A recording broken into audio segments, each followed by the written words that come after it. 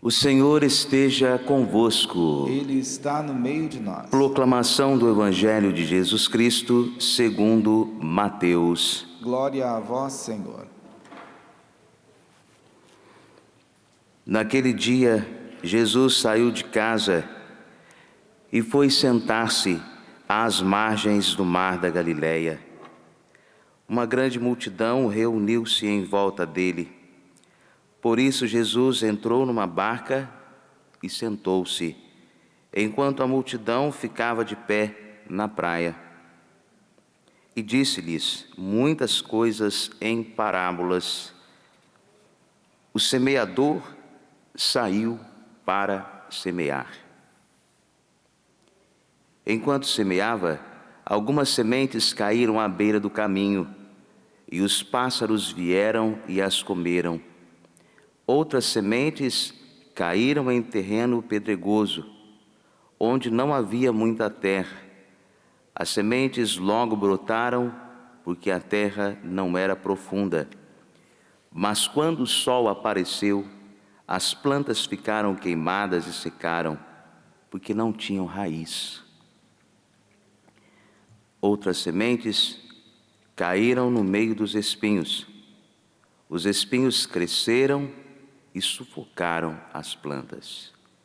Outras sementes, porém, caíram em terra boa e produziram à base de 100, de 60 e de 30 frutos por semente. Quem tem ouvidos, ouça. Palavra da salvação. Glória a vós, Senhor.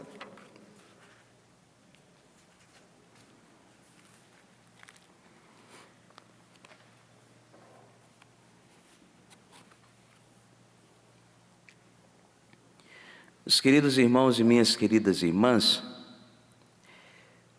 os israelitas, agora livres dos inimigos, perceberam o deserto imenso a ser atravessado. Este deserto será atravessado por 40 anos. Hoje, nós estamos no dia 15 do segundo mês da saída deste povo do Egito. Será um percurso marcado por dura aprendizagem.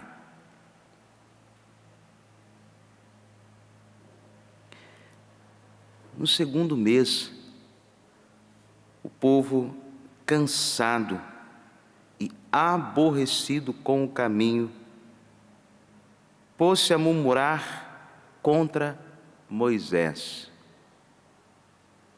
Conhece alguma pessoa cansada? Conhece uma pessoa aborrecida? Algumas mães dizem assim: nossa, que menino aborrecido. Me cansa. O povo de Israel. E quando eles se colocam a murmurar, na verdade, esqueceram-se do tempo no qual eles eram escravos. Esqueceram-se da intervenção de Deus na vida deles. E Moisés, que reconhece a ação da graça de Deus, acompanha tudo isso, e o povo vai ter que descobrir que vive passo a passo pela graça de Deus. Tudo recebem das mãos de Deus. Descobrir que o alimento, ele deve ser permanente. Esse povo vai ter que descobrir que a libertação não é coisa de um dia, mas cada dia Deus cuida de todos. Agora dá para entender o Evangelho. Quando Jesus, ele diz que a cada dia basta o seu cuidado. Não vos preocupeis com a vossa vida, pelo que comereis, nem pelo vosso corpo, pelo que vestireis. Olhai as aves dos céus. Deus cuida. Assim como Deus alimenta as aves, Ele alimenta ao seu povo. A cada dia basta as suas preocupações. A cada dia basta o seu cuidado. Por isso buscai em primeiro lugar o reino de Deus, e tudo mais vos será dado por acréscimo. Não, nós queremos os acréscimos para depois buscarmos ao reino de Deus. A cada dia, diz Jesus no Evangelho, basta o seu trabalho. E este povo de Israel vai descobrir no caminho difícil, porque agora, como peregrinos, precisam descobrir pelo deserto este ensaio de liberdade. Não é sem dificuldade que nós seremos libertos. Deus está neste caminho e Ele se revela como um Deus que ama ao povo a quem escolheu. Eis o povo escolhido, Deus os ama. E o maná foi dado como prova do seu amor.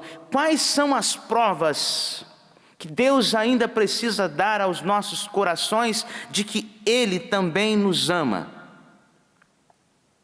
Será que nós estamos convencidos acerca do amor que Deus tem por nós? Será que já paramos para pensar um pouco como nós podemos retribuir a este amor com o qual nós somos amados? Deus se revela como um Deus providente.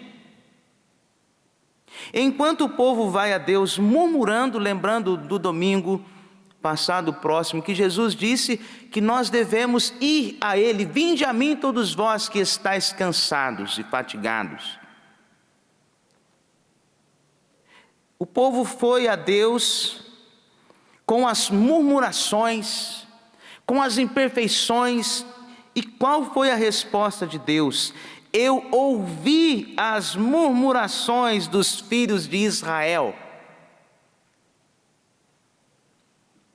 Dizei-lhes, pois, Moisés: ao anoitecer comereis carne, e pela manhã vos fartareis de pão. Assim sabereis que eu sou o vosso Deus. Ele se revela como um Deus providente. É providência também o evangelho que nós ouvimos, porque nele existe o encontro do grão com a terra. Prestem atenção a este evangelho que nós ouvimos. Não se trata apenas do encontro entre o grão e a terra. Aqui nós temos o encontro da palavra divina com o coração humano. Deus está, por meio das parábolas, dizendo o processo que Ele se utiliza para se aproximar de nós. E como isso acontece? Muito me impressiona essa capacidade que Deus tem de utilizar-se das coisas simples para falar de coisas muito importantes. Este encontro entre a palavra e o coração da humanidade. Deus continua a alimentar o seu povo pela palavra. Por isso que os portões abertos da chácara de Santa Cruz são um sinal de que Deus não parou de nos alimentar. Ele se utilizou de vários meios, graças à providência dele, para que a palavra de Deus ela não ficasse encarcerada, para que a palavra chegasse, corresse muito mais veloz pelos meios de comunicação. Deus continua a alimentar o seu povo, e aquele que aceita esta palavra encarnada merece o nome de discípulo. Por isso é importante trabalhar aos nossos corações de modo que não sejamos corações de pedra. Mas ainda sobre o Evangelho, o discípulo, depois de ter acolhido essa palavra encarnada, ele é considerado uma terra boa, afirma o Evangelho. O Evangelho faz uso de 4 versículos para falar sobre o fracasso da semente. Gente, às vezes na nossa vida também nós somos assim. Gastamos muito mais tempo falando sobre os nossos fracassos. Gastamos muito mais tempo falando sobre as coisas que nós perdemos. E aqui uma pergunta: como aceitar o número de sementes que foram perdidas?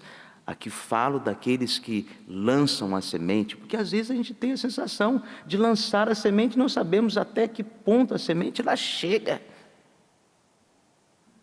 Nós lançamos, a Canção Nova lança, a partir do Monsenhor Jonas nós lançamos a palavra, mas não sabemos, porque a eficácia da palavra, o que a palavra produz, não depende daquele que anuncia.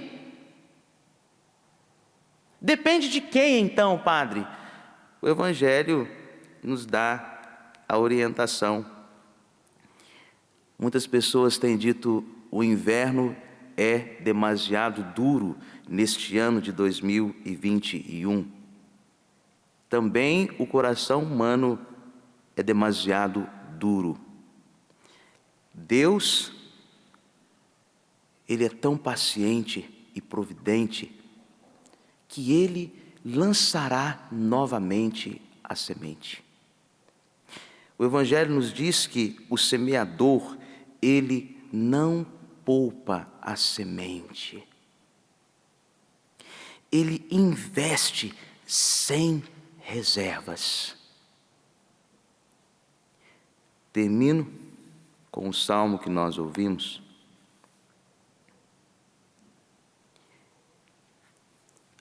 O salmista nos diz que agora nós podemos ser nutridos com o pão dos anjos, com a Eucaristia.